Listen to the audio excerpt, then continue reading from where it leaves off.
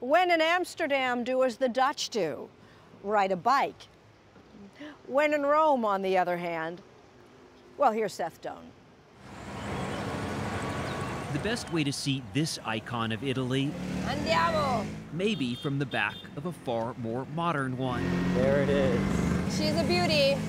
Annie Ogile is a Minnesota native Beautiful. who, after a dozen years here, navigates the roads like a Roman. So now we're going back inside the walls. Thanks, of course, to her Vespa. We're taking the time to enjoy the ride, to see what's around us, and to be seen. First thing we need to do is get you suited up. Oh yeah. She started a tour company, Scooteroma, to let visitors see Rome as she does. Don't take the bus, get on the Vespa. It lives what's been called the Vespa Vita, or Vespa life. Driving the Vespa is definitely a lot about style. Why did you want a red Vespa? Because it's sexy, it's beautiful, stands out, I'm not a shy girl. And the Vespa helps show that? Absolutely, I make an entrance no matter where I go. When you drive a Vespa, you are wearing a Vespa. You see all of you. It's part of... It's exactly part of your look. At Vespa's headquarters and factory in Pontedera, Italy, Davide Zanolini sounds like he works in fashion, not scooters. This is really the place where we create the new collections. These are all possibilities. These are possibilities.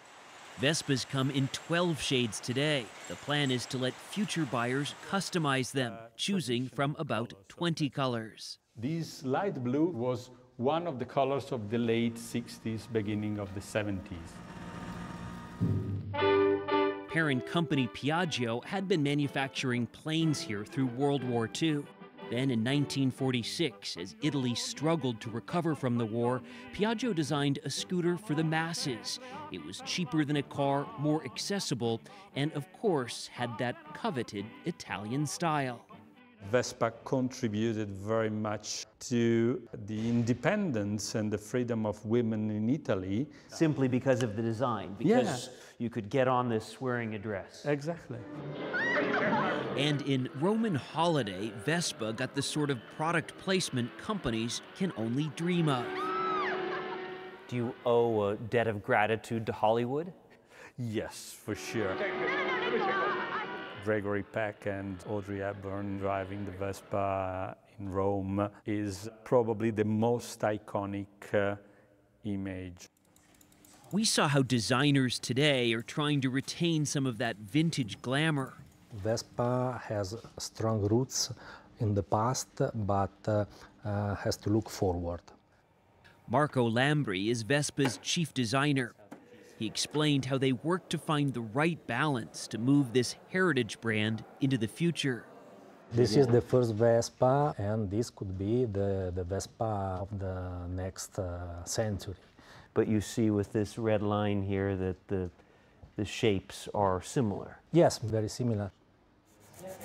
Digital ideas take shape in the model shop.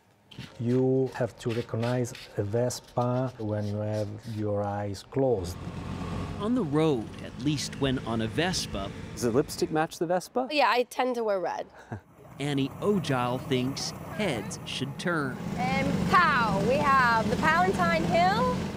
The Romans designed a pretty spectacular backdrop a couple thousand years ago. And Vespa, just over 70 years old, seems to fit right in. One could say perfetto.